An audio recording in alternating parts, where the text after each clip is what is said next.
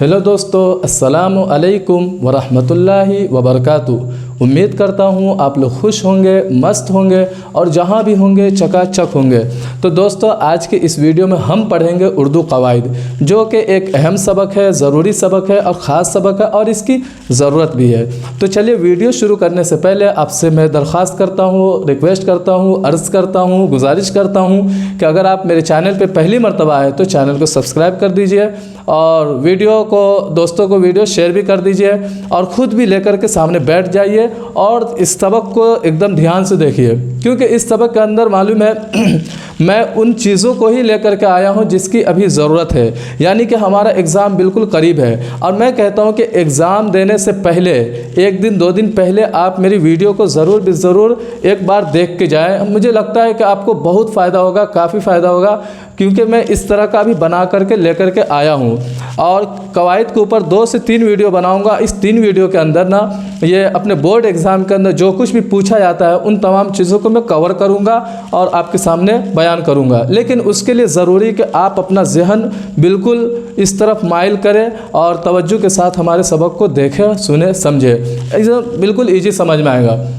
तो दोस्तों, चले शुरू करते हैं हम अपने उर्दू कवायद को। सबसे पहले तो हमारा ऊपर में लिखा हुआ उर्दू कवायद आपको दिखाई दे रहा है, समझ में आ रहा होगा कि उर्दू कवायद किसको बोलते हैं, जिसको हम कहते हैं उर्दू ग्रामर, यानी वो उसूल, वो ज़ाब्ता, वो तरीक़ा जिसके ज़रिए उर्दू ज़ुबान का पढ़ना, लिखना, बोलना और समझना आसान हो। समझना तो खैर जहन से, लेकिन पढ़ना, लिखना और बोलना आसान हो। क्या मतलब आसान हो? देखें, अगर हमें समझ में तो आ जाती है बात, लेकिन पढ़ने, लिखना और बोलने में अक्सर मालूम है ग्रामर की वजह से गलती होती है। जिसकी ग्रामर अच्छी होती है फिर वो हर चीज़ को समझ करके बोलता है कि यहाँ पे मुझे क्या बोलना चाहिए और ये जो लफ्ज़ मैं बोल रहा हूँ वो कौन सा लफ्ज़ बोल रहा हूँ, उसका क्या मतलब है और यहाँ पे क्या ज़रूरत है। खैर, तो उर्दू कवायद के मतलब को आप समझ लिए। सबसे पहले मैंने पहली वीडियो में बताया था कि उर्दू कवायद को कितने हिस्सों पर तकसीम किया है, 5 हिस्सों पर तकसीम किया था, बताया था। नाहव, इल्म सर्फ़, इल्म उरूज़, इल्म बलागत, ये वगैरह वगैरह इसके ऊपर मैंने बताया था। लेकिन आज हम आगे चलते हैं।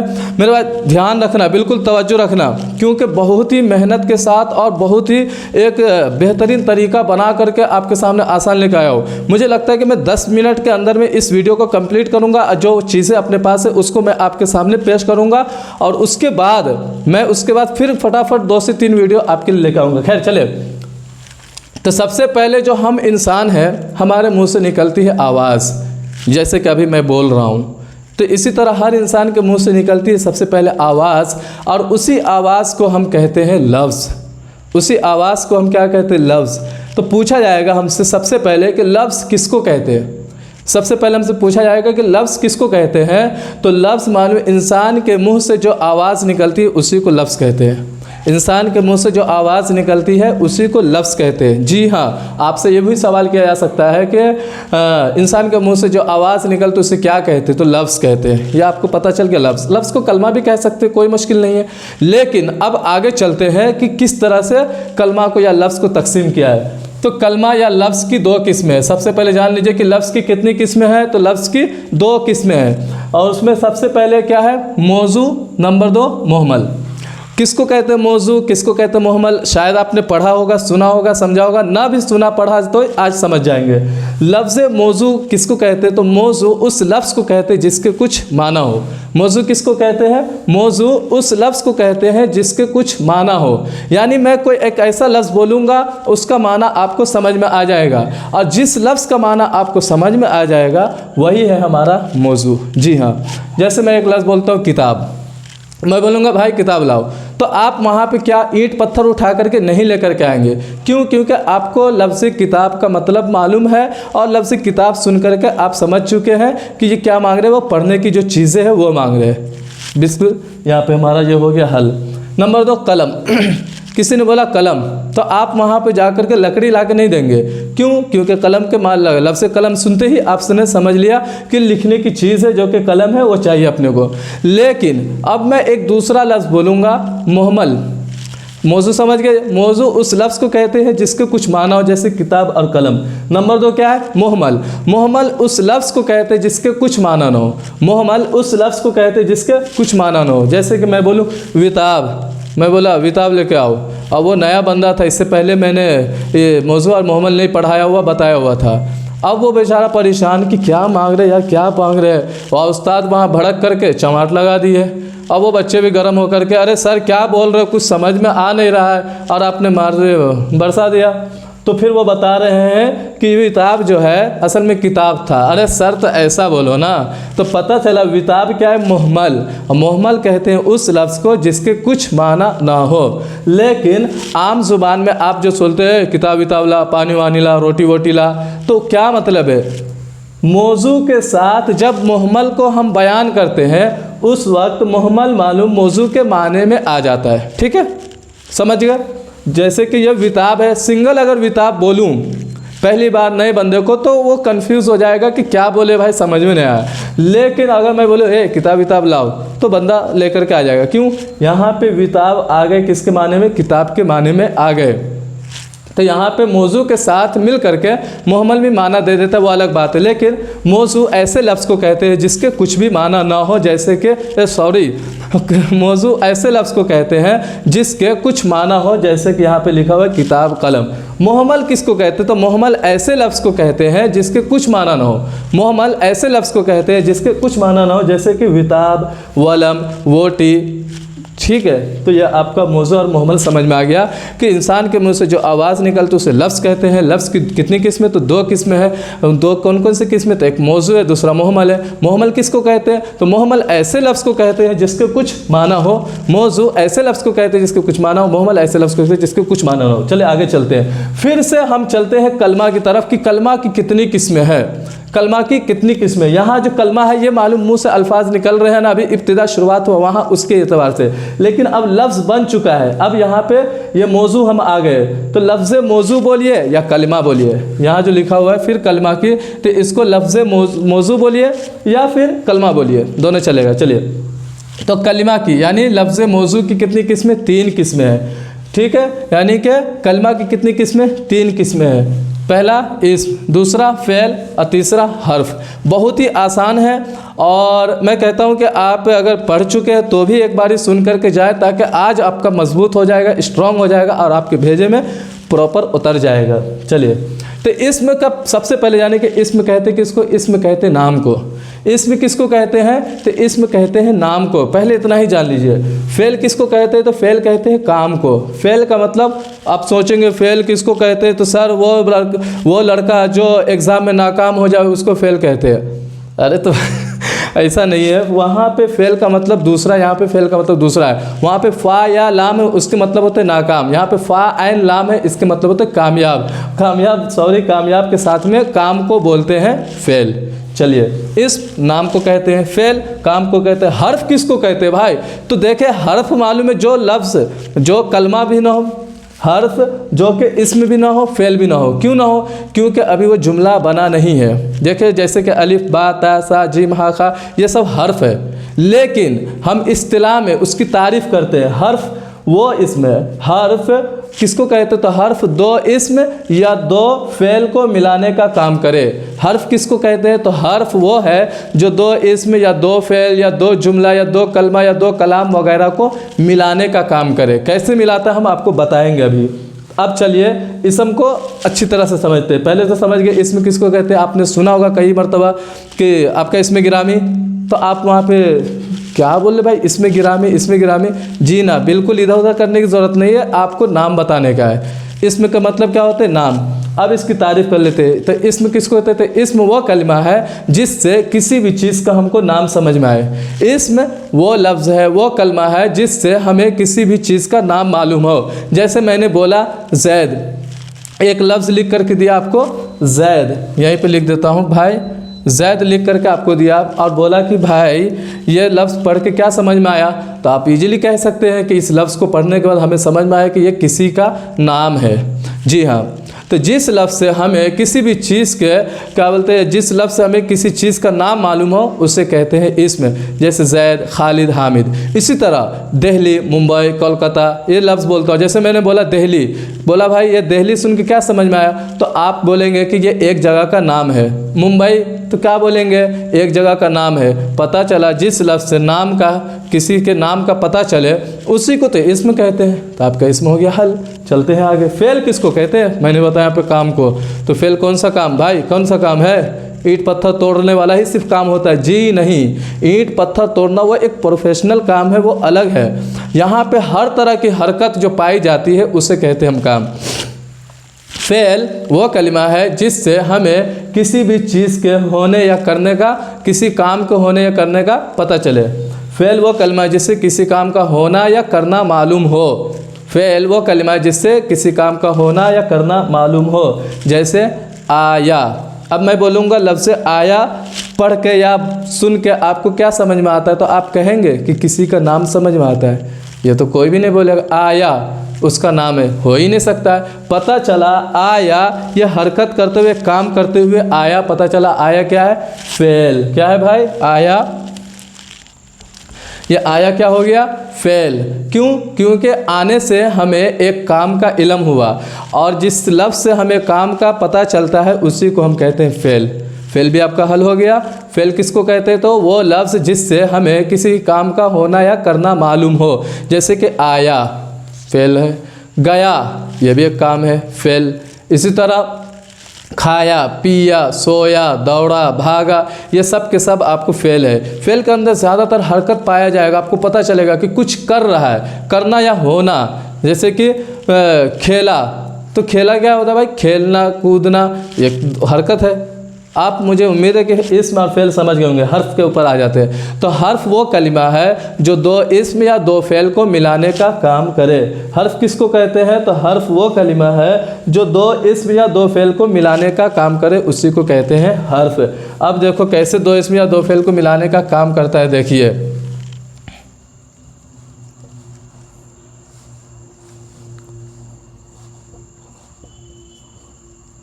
देखिए घर जाना है, अब देखिए घर जाना है या फिर घर जाता है। अब यहाँ पे क्या छुपा हुआ है, क्या मालूम है, तो पता चला कि बीच में एक लफ्ज़ जोड़ दिया अपने पर, घर पर जाना है। ठीक है, घर पर जाना है। यहाँ पे पर ने क्या किया, दोनों को जोड़ दिया और दोनों को मिला दिया। इसी तरह मैं देखो एक और लफ्ज़ बोलता हूँ। आप जा रहे हैं कहीं सफ़र में जा रहे हैं और आपने ऑटो किया, ऑटो वाले को बोला चलो भाई कहाँ चलना है, तो घर जाना है भाई। ठीक है, कहाँ चलना है, तो बोलना चलो बस चलो। अरे कहाँ चलना है, तो आप क्या बोलेंगे भाई कि कहाँ तक जाना है, घर तक जाना है। ये बीच में तक क्या है, आपका हर्फ है। क्या है यहाँ पे, हर्फ है ना, तो हर्फ की मिसाल मैंने नहीं दिया था यहाँ पे, देखो जैसे कि पर, तक, ये सब क्या अपना हर्फ है। तो हर्फ, इस्म, फेल, हर्फ आप समझ चुके हैं। अब उसके बाद हम जाते हैं इसम के बारे में, दूसरी बात पढ़ते हैं। क्या पढ़ते हैं, अब इसम के एक ख़ास किस्म पर जाते हैं कि माना के एतबार से इसमें कितनी किस्में हैं। तो माना के एतबार से इसम की दो किस्में हैं। अब मैं उम्मीद करता हूँ मौजू मुहम्मल जान लिए, इसम, फेल, हर्फ जान लिया। एक बार प्रैक्टिस आप कर लीजिए, किसी चीज़ के ऊपर इमेजिन करके देख लीजिए, ख्याल करके सोच लीजिए, ख्याल कीजिए और सोचिए, पता चल जाएगा कि क्या है। अब हम चलते हैं कि माना के एतबार से इसमें कितनी किस्में हैं। तो माना के एतबार से इसमें की दो किस्में हैं। कौन कौन सी है, नंबर एक इसमें ज़ात, नंबर दो इसमें सिफत। इसमें ज़ात भी आसान है, इसमें सिफत भी आसान है। इसमें ज़ात किसको कहते हैं, तो मालूम है जिससे किसी की ज़ात समझ में आए उसी को हम कहते हैं इसमें ज़ात। जैसे कि जैद, ये एक इंसान की ज़ात है। ठीक है, खालिद, हामिद, साजिद, माजिद, इस तरह खालिदा, हामिदा, शाहिदा, ये सब जो लफ्ज़ है ये एक ज़ात है। इसी तरह पेड़, पौधा, जानवर, घर, जगह, ये एक तरह से ये सब के सब इसमें ज़ात है। और इसमें ज़ात कब तक रहेगा, आप कभी कभी सोचेंगे कि भाई फुला किताब में कुछ अलग लिखा हुआ है, यहाँ अलग लिखा हुआ है। देखिए कन्फ्यूज़ होने की ज़रूरत नहीं है। जब चीज़ों को आप समझने लगेंगे ना, तो आपके जहन से कन्फ्यूज़न खुद ब खुद दूर होता चला जाएगा। कैसे दूर होता चला जाएगा, मैं बताता हूँ।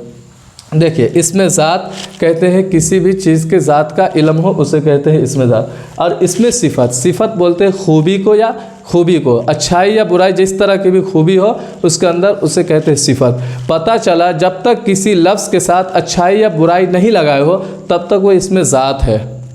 ठीक है, अभी चलिए समझ लेते पहले। तो इसमें ज़ात और इसमें सिफत। इसमें ज़ात किसको कहते हैं? इसमें ज़ात जिससे किसी की ज़ात मालूम हो। इसमें ज़ात जिससे किसी की ज़ात मालूम, जैसे कि जैद, खालिद, मर्द, औरत, इसी तरह जगह है, इसी तरह जानवर वगैरह, ये सब के सब क्या है? इसमें ज़ात है। कई बार ऐसा भी होता है कि आपको मालूम है सिर्फ इसम पूछेगा और आप उसमें जा कर के इसमें ज़ात, इसमें सिफत, इसमें मारिफा, इसमें नकरा, इसमें आला, इसमें मुसग्गर, मुकब्बर, ऐसा कुछ नहीं बोलने का है। आपने क्या करना है? सवाल को गौर से पढ़ने का है, क्योंकि एक ही इसम कई किस्म, मतलब कई तरह के इसम के जवाब में एक ही इसम आता है।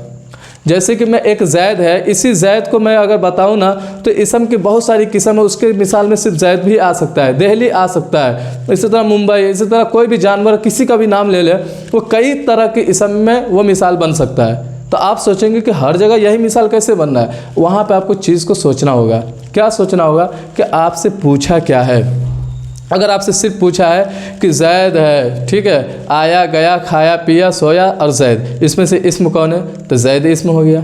इसी तरह मालूम है आपसे पूछा कि बोला कि जैद, खालिद, इसी तरह नेक लड़का, इसी तरह हामिद, इसमें से आपने बताना है कि इसमें सिफत कौन है। तो देखिए एक में बोला गया है कि जैद, खालिद, हामिद और जैद नेक है। तो भाई नेक एक अच्छी सिफत है, तो उसके साथ में जब सिफत लगे तो इसमें सिफत हो गया। खैर आइए, तो इसमें ज़ात किसको कहते हैं? इसमें ज़ात जिससे किसी की ज़ात मालूम हो। इसमें ज़ात जिससे किसी की ज़ात मालूम है, जैसे जैद, खालिद, मर्द, औरत। आगे चलते हैं। इसमें सिफत किसको कहते हैं? तो इसमें सिफत जिससे किसी की सिफत यानी अच्छाई या बुराई मालूम हो, उसे हम कहते हैं इसमें सिफत। जैसे काला, गोरा, नीला, पीला, हरा, ब्लू, जो भी बोलिए, लंबा, पतला, नाटा, ठीक है, लंबा, नाटा, मोटा, पतला, ये सब क्या है? इसमें सिफत है। गोरा, काला, ठीक है ना। इसी तरह हम बोलते हैं नेक है, अच्छा है, बुरा है, भला है, ये सब के सब इसमें सिफत है। इसमें सिफत किसको कहते थे? इसमें सिफत जिससे किसी की सिफत यानी अच्छाई या बुराई मालूम हो। जैसे काला, गोरा, जैसे कि मैं बोलूँ आपके सामने एक मिसाल, जैद। जैद क्या है भाई? तो जैद इसमें ज़ात है, ठीक है, लेकिन अब इसके साथ एक लफ्ज़ और जोड़ देता हूँ, जैद नेक है। अब देखिए जैद नेक है और मैंने बताया इसमें सिफत हुआ इसमें जिससे किसी की अच्छाई या बुराई मालूम हो। जैद नेक है, जैद की क्या मालूम चल रही भाई? जैद का अच्छा होना, यानी जैद बहुत नेक लड़का है। तो ये नेक क्या एक अच्छी सिफत है। तो पता चला नेक इसमें सिफत है और जैद इसमें ज़ात है, ठीक है। जैद इसमें ज़ात है और नेक क्या है? इसमें सिफत है। हो गया यहाँ पे इसमें ज़ात और इसमें सिफत समझ लिए। अब आते हैं ऊपर, इसमें ज़ात की किस्म पढ़ते हैं। और इसमें ज़ात की कितनी किस्में? तो इसमें ज़ात की 6 किस्म। देखिए ये मत देखिए कि इसमें की कितनी किस्म निकल रही है। अगर हम सही तरीके से मालूम करें तो इसमें की 75 से भी ऊपर किस्में निकल सकती है। लेकिन हमें इस बात के ऊपर नहीं जाना है कि इसकी किस्में कितनी है, बस हमें चीज़ों को समझ लेना है। एक बार हम चीज़ को समझ लिया तो हमारे सामने हज़ारों किस्म के इसम क्यों ना आ जाए, हम उसको आसानी से समझ लेंगे, पढ़ लेंगे। ये इसमें के ऊपर है, इसमें के ऊपर शायद कि एक और बनाऊँगा क्योंकि अलग अलग किस्म के इसम पूछे जाते हैं। और उसके बाद फ़ेल के ऊपर बना दूँगा और फिर उसके बाद से मुहावरत वगैरह के ऊपर बना दूंगा, काफ़ी इतना। चलिए तो इसमें ज़ात की 6 किस्म है। कौन कौन सी 6 किस्म है? नंबर 1 इसमें मुकब्बर, नंबर 2 इसमें मुसग्गर, नंबर 3 इसमें आला, नंबर 4 इसमें ज़र्फ़ और नंबर 5 इसमें जमा, नंबर 6 इसमें सौत। इसको समझ लिए, बहुत आसान है। इधर उधर लिखने की कुछ भी ज़रूरत नहीं है, सिर्फ दिमाग को लगाना है, चीज़ों को समझते चले जाना है, ठीक है। दिमाग को लगाना है और चीज़ों को समझते चले जाना है, बस इतना ही है। इसके अंदर कुछ नहीं। देखिए मुकब्बर किससे बना है? कबीर से बना है। मुकब्बर किससे बना है? कबीर से। और कबीर का माना क्या है? बड़ा। कबीर का माना क्या है? बड़ा। पता चला इसमें किसको कहते हैं? नाम को। यानी ऐसा लफ्ज़ जिससे किसी भी चीज़ के बड़ा होने का अपने को इल्म हो, किसी चीज़ के बड़ा होने का अपने को इल्म हो, उसी को हम कहते हैं इसमें मुकब्बर, ठीक है। एक लफ्ज़ बोलूँगा और उस लफ्ज़ को सुनते ही अगर आप समझ जाते हैं, ठीक है, कि इस लफ्ज़ के अंदर बड़ा पाया जा रहा है, किसी चीज़ के बड़े होने का या छोटे होने का, बस आपके समझ के। जैसे कि मैं बोल रहा हूँ भैया, लफ्ज़ भैया बोल करके आपको बोलना पड़ता है क्या? बड़ा भैया। आप बोलेंगे भैया तो साथ में नहीं बोलना पड़ेगा आपको बड़ा भैया, क्यों? क्योंकि भैया अपने लफ्ज़ के अंदर ही पता बता देता है कि वो बड़ा है, तो पता चल गया। इसी को हम कहते हैं इसमें मुकब्बर। तारीफ़ क्या है? इसमें मुकब्बर वो इसम है जिससे किसी चीज़ का बड़ा होना मालूम हो। अगर आपके पास नोटबुक है, पेन है, तो आप लेकर के बैठ जाए, तारीफ़ वगैरह लिख सकते हैं। अगर मैं बोर्ड के ऊपर हर चीज़ को लिखते जाऊंगा तो पता चला कि ये वीडियो बहुत लंबी हो जाएगी, और मैं नहीं चाहता हूँ कि ये वीडियो बहुत ज़्यादा लंबी हो, क्योंकि आज के टाइम में हर कोई इतना ज़्यादा टाइम देना पसंद नहीं करता है। इसीलिए शॉर्ट में चलते हैं। इसमें मुकब्बर किसको कहते हैं? ऐसे इसमें मुकब्बर वो इसमें जिससे किसी चीज़ के बड़ा होने का अपने को इल्म हो, उसी को कहते हैं इसमें मुकब्बर। जैसे कि भैया। इसी तरह मैं बोलता हूँ एक लफ्ज़ पतीला। पतीला बोलूँगा तो क्या समझ में आएंगे? इतना छोटा सा पतीला है, उसके अंदर इतनी सी दूध है, नहीं ना। पतीला बोला तो समझ में आएगा इतना बड़ा, बड़ा ही होगा, छोटा नहीं। तो हो गया इसमें मुकब्बर, समझ चुके होंगे। पतीला बोल दीजिए, इसी तरह कटोरा बोल दीजिए, इसी तरह क्या बोल दीजिए भाई?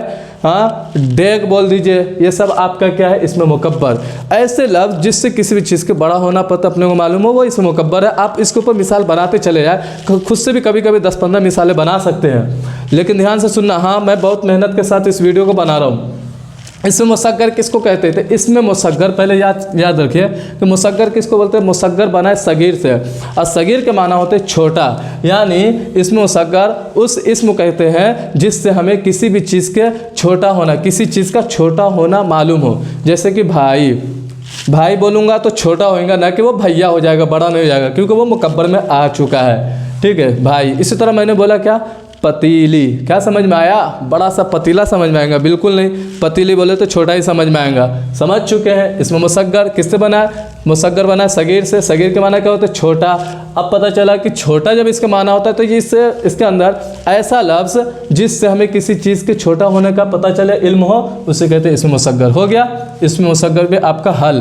ध्यान देना, बहुत ही आसान है और पूछा भी जाता है, कभी पूछ देगा। ठीक है, जैसे कि एक किताब है, ठीक है, और उसी के मुकाबले में आता है किताबचा। किताबचा किसको बोलते हैं? छोटी किताब को। ठीक है, चलिए तो अभी चलिए आगे चलते हैं। इसके ऊपर मिसालें मांगता है तो और मैं बना दूंगा नेक्स्ट वीडियो में। चलिए, इसमें आला। इसमें आला किसको कहते हैं? लफ्ज़ आला से ही आप समझ चुके होंगे कि आलात के मतलब होते हैं औजार। आला के मतलब होते हैं औजार। किस तरह का औजार? किसी भी तरह का औजार वो आला में आ जाता है। मैं बोलता हूँ, ठीक है, आला का मतलब समझ चुके? औजार, हथियार वगैरह जो भी हो। जैसे कि पेन, ये भी एक औजार है, लिखने का काम करता है। कैंची, ये एक औजार है, क्या करते हैं भाई? काटने का काम करते हैं। चाकू काटने का काम करते हैं, औजार है। ठीक है, इसी को हम कहते हैं इसमें आला। इसमें आला वो इसमें जिससे हमें किसी भी चीज़ के क्या बोलते हैं, किसी औजार, हथियार वगैरह का इल्म हो, उसी को हम कहते हैं इसमें आला। समझ गए? इसमें आला कैंची है, कलम है, इसी तरह क्या बोलते हैं भाई, चाकू है, गन वन, जो भी चीज़ है, औजार और हथियार समझ सकते हैं। लकड़ी का हो या फिर किसी भी चीज़ का हो, लकड़ी वगैरह जैसे कि हम बोलते हैं ना स्टिक वगैरह, तो ये भी एक हथियार है, ये भी एक औजार है, इसे हम कहेंगे इसमें आला। यहाँ तक कि डस्टर बोल दीजिए या मार्कर बोल दीजिए, ये सब के सब क्या है? आला। इसमें बोर्ड भी क्या है भाई? आला। क्या है? बोर्ड पढ़ने पढ़ाने के लिए एक आला है। ठीक है ना? तो याद रखें, मैंने बता दिया आपको इसमें आला किसको कहते हैं। अब समझने करके मैंने कहा था ना कि अगर आप देंगे ध्यान तो बातें समझ में आ जाएगी। चलिए आगे चलते हैं। इसमें ज़र्फ़। ज़र्फ़ तो किसको कहते हैं? तो इसमें ज़र्फ़ वो इसमें है जिससे हमें किसी जगह या वक्त का पता चले। ध्यान देना, एकदम तवज्जो देना। इसमें ज़र्फ़ किसको कहते हैं? इसमें ज़र्फ़ वो इसमें जिससे हमें किसी जगह या वक्त का पता चले। कैसे पता चलेगा? बताता हूँ। और इसमें ज़र्फ़ के अंदर मैंने क्या बोला? जगह या वक्त, यानी दो चीज़ बोला हूँ, जगह और वक्त। तो इसको ध्यान में लीजिए कि अगर मालूम है क्या बोलते हैं, वक्त का पता चलता है, अगर हमें वक्त का पता चलता है तो ज़र्फ़ के साथ में एक लफ्ज़ जोड़ देंगे अपने। क्या जोड़ देंगे?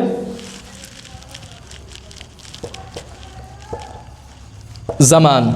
ज़र्फ़ के साथ एक लफ्ज़ जोड़ देंगे, ज़मान, ज़र्फ़े ज़मान। ठीक है, पहले समझ लीजिए। और मैं बोला हूँ वक्त या जगह।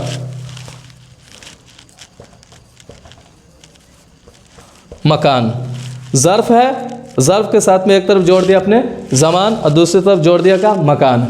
पता चला अगर हमें किसी वक्त का पता चलता है, जिस लफ्ज़ से हमें वक्त का पता चलता है, समय मालूम होता है, हमें टाइम मालूम होता है, ज़माना मालूम होता है, उसे हम कहते हैं ज़र्फ़े ज़मान। जैसे कि अभी मैं आया हूँ, ये भी एक समय है, अभी अभी। तो ये हो गया आपका क्या भाई?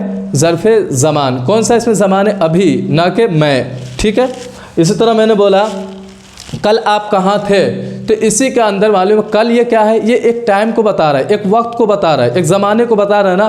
कल ये आपका हो गया क्या, ज़मान। ठीक है, ज़र्फ़ ज़मान आप समझ चुके होंगे। इसी तरह 2 बजे, 3 बजे, 4 बजे, 5 बजे, आधा घंटा बाद, 4 मिनट पहले, 5 मिनट पहले, 5 मिनट बाद, ये सब जो बोल रहे हैं हमें वक्त का ही पता चलता है, समय का मालूम चल रहा है ना। इसी को हम कहते हैं ज़र्फ़ ज़मान। हो गया ज़र्फ़ ज़मान, ओके। और ज़र्फ़ मकान किसको कहते हैं, तो हमने क्या कहा था, जिससे ज़र्फ़ किसको कहते हैं, जिसके अंदर वक्त या जगह का इल्म हो। तो वक्त का इल्म जिसके अंदर हो उसको क्या कहेंगे, ज़र्फ़ ज़मान। जिसके अंदर वक्त, समय या ज़माना हमें मालूम चलेगा उसको हम क्या कहेंगे, ज़र्फ़ ज़मान।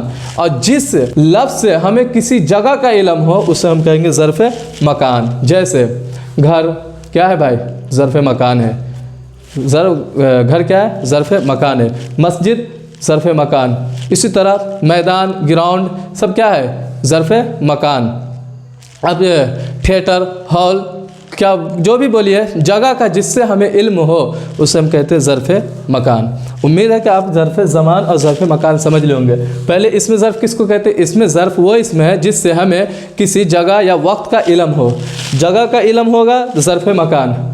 इल्म बोलते मालूमात को, जानकारी को, यानी हमें जगह का अगर इल्म हो, जगह के बारे में मालूम चले जिस लफ्ज़ से, उसको कहेंगे ज़र्फ़ मकान। और जिससे हमें वक्त, समय का पता चले, ज़माना का पता चले, उसे हम कहेंगे ज़र्फ़ ज़मान। ओके, हो गया होगा उम्मीद है। आगे चलते हैं। नंबर है 5 पे, इसमें जमा। इसमें जमा किसको कहते हैं, जमा मालूम है एक से ज़्यादा को कहते हैं, लेकिन ये वाहिद के मुकाबले में जो जमा आता है वो नहीं है। इसमें जमा यानी इसमें जमा वो इसमें है जिससे हमें किसी चीज़ के मालूम है एक से ज़्यादा चीज़ों का इल्म हो।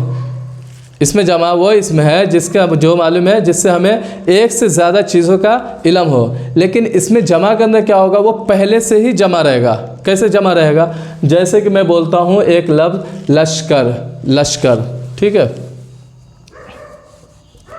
लश्कर के अंदर एक आदमी नहीं हो सकता है। इसी तरह मैं बोलूँगा एक लफ्ज़ और साथ में, जमाअत, ठीक है। तो जमात से हमें मालूम है जमात के अंदर एक बंदा कभी भी नहीं रह सकता है। ध्यान रखना, जमात में एक से ज़्यादा ही आदमी रहेगा। तो पता चला कि लश्कर ये पहले से ही जमा है, जमात पहले से ही जमा है, गिरोह पहले से ही जमा है, ग्रुप पहले से ही जमा है। इसी तरह मालूम है जैसे कि ये शेर है, ठीक है, भेड़, लश्कर जैसे कि रेवड़, ठीक है। तो ये भी इसमें जमा है। ऐसा लफ्ज़ जिससे झुंड, क्या भाई, झुंड, ये लफ्ज़ क्या है, झुंड, एक झुंड के अंदर एक शेर नहीं होता है, ठीक है ना। क्योंकि जैसे कुत्ते का झुंड, तो झुंड में एक बंदा नहीं रहेगा, एक से ज़्यादा ही रहेगा, तो उसे हम कहते हैं क्या भाई, इसमें जमा। इसमें जमा ओके, आगे चलते हैं। इसमें सौत, सौत के मतलब होता है आवाज़, सौत के मतलब क्या होता है, आवाज़। और इसमें सौत उस इस्म को कहते हैं जिससे हमें किसी जानदार या गैर जानदार के आवाज़ का पता चले। गैर जानदार क्या हुआ भाई, जैसे कि मार्कर वगैरह, ये जो डस्टर वगैरह है, इसको गिराएंगे तो एक आवाज़ आएगी, लेकिन ये जानदार नहीं है। इसी तरह मालूम है एक इंसान है, जानदार है, जानवर है, जानदार है, परिंदा है, जानदार है, इन सब की भी आवाज़ होती है, ठीक है। तो हमें इसमें सौत कहते हैं ऐसे इसम को जिससे किसी भी जानदार या गैर जानदार की आवाज़ का इल्म हो, मालूम हो, उसे हम कहते हैं इसमें सौत। मसल तो मसल, यानी एक मिसाल देता हूँ कि अपने कमरे के अंदर है और अपने को एक आवाज़ आ रही बाहर से, म्याऊं म्याऊं, तो आप क्या बोलेंगे कि देखो कोई आदमी आया हुआ है? बिल्कुल नहीं ना। आप यहाँ पे क्या बोलेंगे कि बिल्ली है। तो आप यहाँ पे किससे समझे, आवाज़ से समझ गए। इसी को कहते हैं हम इसमें सौत। जैसे कि अपनी मिसाल दे दिया, म्याऊं म्याऊं, भाई क्या है, तो ये इसमें सौत है। इसी तरह भो भो, ये क्या है, इसमें सौत है। क्यों, कुत्ते की आवाज़ है यह, क्या भाई, भो भो, ये एक आवाज़ है। इसी तरह मालूम है मैं क्या है भाई, बकरी की आवाज़ है। इसी तरह क्या है, ढैंचू ढैंचू क्या है, गधे की आवाज़ है। तो जिस लफ्ज़ से किसी भी जानदार, किसी परिंदा या फिर किसी जानवर या गैर जानदार का हमें क्या बोलते हैं आवाज़ का इल्म हासिल होता है, उसे हम कहते हैं इसमें सौत। जैसे कि एक मोटा ताज़ा आदमी दौड़ता दौड़ता आ रहा था और वो धड़ाम से गिरा उधर ही बाहर में, तो वहाँ पे हम क्या कहेंगे, देखो रे देखो, कहो भाई क्या कलम तो नहीं गिर गया, ऐसा तो नहीं बोल सकते ना।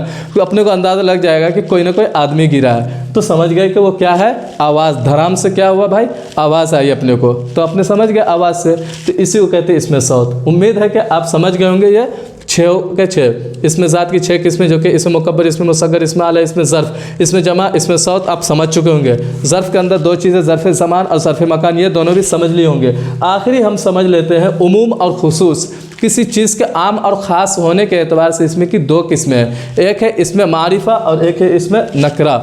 ठीक है, एक है इसमें मारिफा, एक है इसमें नकरा। ये लास्ट है, इसके बाद हम वीडियो को एंड करेंगे, ख़त्म करेंगे और आपको भी छुट्टी देंगे ताकि आप भी चाय पानी करके आ जाए, फिर से फ्रेश होकर के फिर दूसरी वीडियो भी बनाएंगे और उसके बाद फिर उसको पढ़ेंगे। चलिए तो देख लेते हैं उमूम और खुसूस के एतबार से, यानी किसी भी चीज़ के आम और ख़ास होने के इसमें कितनी किस्में, 2 किस्में हैं, एक है इसमें मारिफा और एक है इसमें नकरा। इसी को हम कहते हैं इसमें क्या बोलते हैं भाई, ख़ास और इसमें आम। ठीक है, इसी को हम बोलते हैं इसमें ख़ास और इसमें आम भी बोलते हैं। यानी जिस लफ्ज़ से हमें किसी ख़ास बंदे का नाम, किसी ख़ास चीज़ का नाम पता चले तो उसको हम कहेंगे इसमें मारिफा, और जिससे हमें किसी आम चीज़ के बारे में पता चले उसे हम कहेंगे इसमें नकरा। ठीक है, मिसाल भी दूंगा और ध्यान रखना। इसमें मारिफा किसी भी ख़ास चीज़ के नाम को कहते हैं, मारिफा किसी ख़ास चीज़ के नाम को कहते हैं। नकरा वो लफ्ज़ है जिससे हमें किसी आम चीज़ का नाम मालूम हो। जैसे कि मैं बोलूँगा फुला जगह पे आ जा, मैंने कॉल किया, वहाँ पे आने का, कहाँ पे, उस जगह पे आ जाओ, बस इतना बोल के कॉल रख दिया। अब बंदा परेशान को उस जगह, वो कौन सी जगह है, ठीक है, वो कौन सी जगह यार जाना है, मेरे को समझ में ना आ रहा। भड़क करके एकदम से गुस्सा होया हुआ, दूसरी बार तो उसने कॉल किया, रे ज़रा सही से बात कर, कहाँ पे आने का है, तो उसने बोल दिया क्या भाई, उसने बोल दिया ठीक है मुजफ्फरपुर। ठीक है, तो मुजफ्फरपुर क्या हो गया भाई, एक ख़ास जगह हो गया। ठीक है, मुजफ्फरपुर ये क्या है, एक ख़ास जगह है। ख़ास जगह कैसे, क्योंकि अपने को बोलेगा मुजफ्फरपुर आने का है तो अपने कहा है भाई सीतामढ़ी नहीं चले जाएंगे। पता चला कि मुजफ्फरपुर क्या हो गया, इसमें मारिफा, क्या हो गया, इसमें मारिफा। इसी तरह एक आदमी आ रहा है अपने सामने, हमने बोला ये कौन है, तो हम अगर बोल देते ये आदमी है तो मेरे को पहले गर्म एक चमाट लगाएगा। क्यों लगाएगा, बोलेगा अरे भाई मेरे को भी दिख रहा है कि वो आदमी है लेकिन उसका नाम बताना। अच्छा वो समी क्या बोलते हैं, हामिद है। अब हामिद जब बोले तो अपने को समझ में आ गया कि इस बंदे का नाम हामिद है, और हामिद जब बोल दिया तो ये हो गया इसमें मारिफा, क्या हो गया, इसमें ख़ास। और जब मैं बोला था ये एक आदमी